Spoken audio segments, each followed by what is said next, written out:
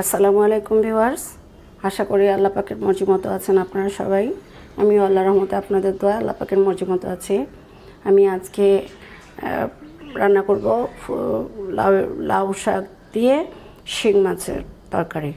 লাউ শাকটা আমার ছাদ বাগানের লাউ শাক, একটু এনেছে, একটুই আমার কাছে অনেক। এটা দিয়ে এই শিং মাছটা আমি ঘষে নিয়েছি, ঘষে ভালো করে ধুয়ে নিয়েছি।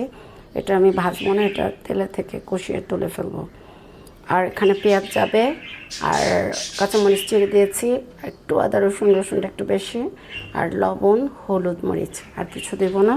এখন এটা আমি রান্না করব, আপনারা দেখতে থাকুন। আর যারা নতুন আছেন তারা আমার চ্যানেলটাকে কষ্ট করে সাবস্ক্রাইব করে দেবেন এবং বেল আইকনটি বাজিয়ে দেবেন, তাহলে আমার নতুন যে ভিডিওগুলো আসবে সেগুলো আপনারা দেখতে পাবেন, নোটিফিকেশনে চলে আসবে।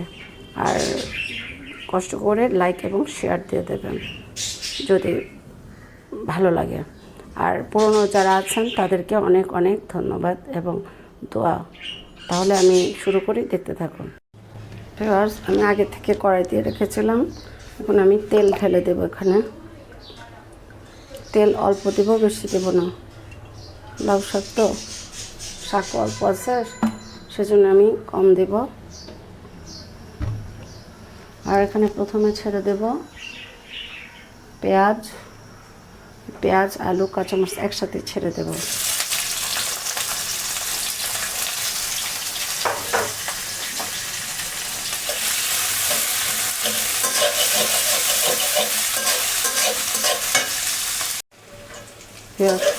কিছুক্ষণ নাড়াচাড়া দিয়েছে, একটু ভাজা ভাজা হয়েছে। এখন আমি লাউ শাকটা দিয়ে দেবো। এখন আমি লাউ শাকটা দিয়ে দিচ্ছি।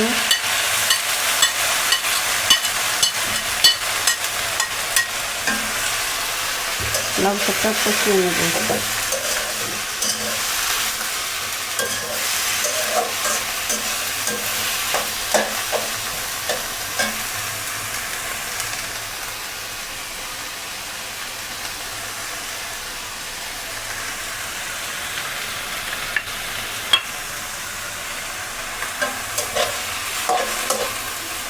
রসুনটা দিয়ে দিচ্ছি, আদার পরিমাণ কম আছে।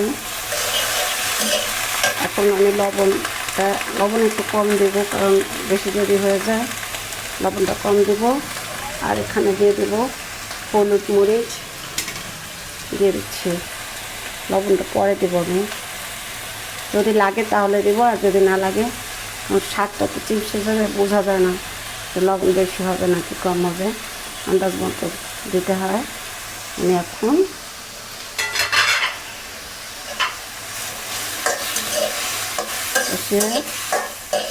এর মধ্যে আমি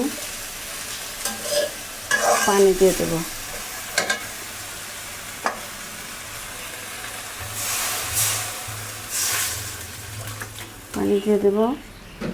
তারপর কিছুক্ষণ কষাবো। আমি এখানে তখন দেখাইনি, পেঁয়াজের পাতা আর ধনে পাতা একটু দিয়ে দিচ্ছি।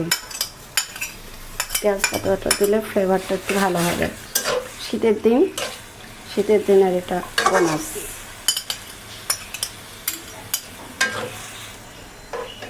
কিছুক্ষণ জাল করবো, একটু জাল হবে, তারপর আমি এখন ঢেকে দেব।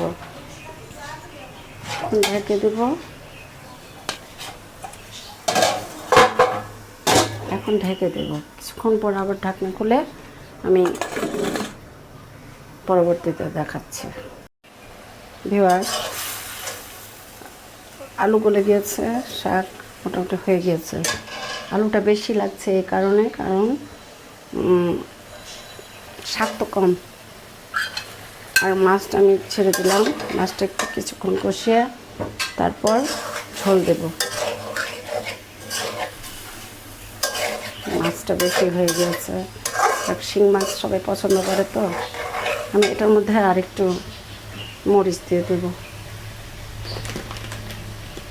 কাঁচামরিচ থেতলে দিয়েছি, এখন ভেঙে দেবো। আর শাক তো ঝাল মোটামুটি দিয়েছি, খুব একটা বেশি দিইনি, যেহেতু কাঁচামরিচ ছেড়ে দিয়েছি, কিছুক্ষণ হলে তারপরে ঝোল দেবো, একটু হয়ে নিই। এখন আমি এখানে একটু ঝোল দিয়ে দেবো। শাক তো, শাকে একটু ঝোল দেবো, শুকনো করবো না।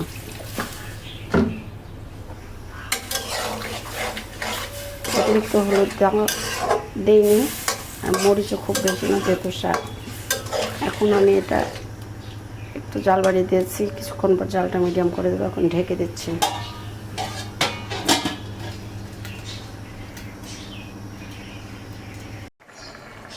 এখন আমি দেখবো, এটা জালটা মিডিয়াম করে রেখেছিলাম, এখন আবার বাড়িয়ে দিলাম।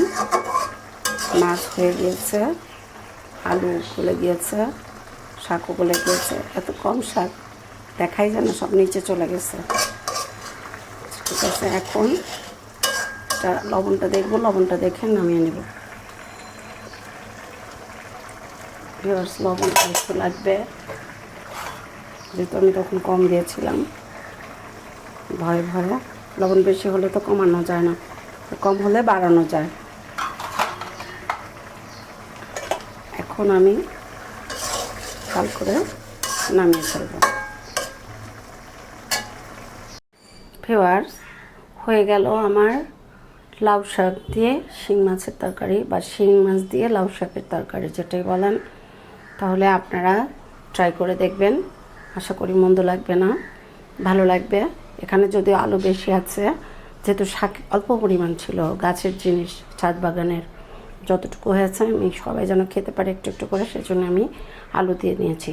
তাহলে আপনারা এটা ট্রাই করে দেখবেন, আশা করি ভালো লাগবে, মন্দ লাগবে না। আর যদি ভালো লেগে থাকে তাহলে আমার চ্যানেলটা সাবস্ক্রাইব করে দেবেন যদি নতুন হয়ে থাকেন, এবং বেল আইকনটা বাজিয়ে দেবেন। তাহলে আপনাদের যত ভিডিওগুলো, পরবর্তী ভিডিওগুলো আপনাদের কাছে নোটিফিকেশনের মাধ্যমে চলে আসবে। আর যারা পুরনো আছেন তাদেরকে আমার অনেক অনেক ভালোবাসা এবং দোয়া। আপনারা সবাই ভালো থাকবেন, আমার জন্য দোয়া করবেন, এবং ফি আমানিল্লাহ। আসসালামু আলাইকুম।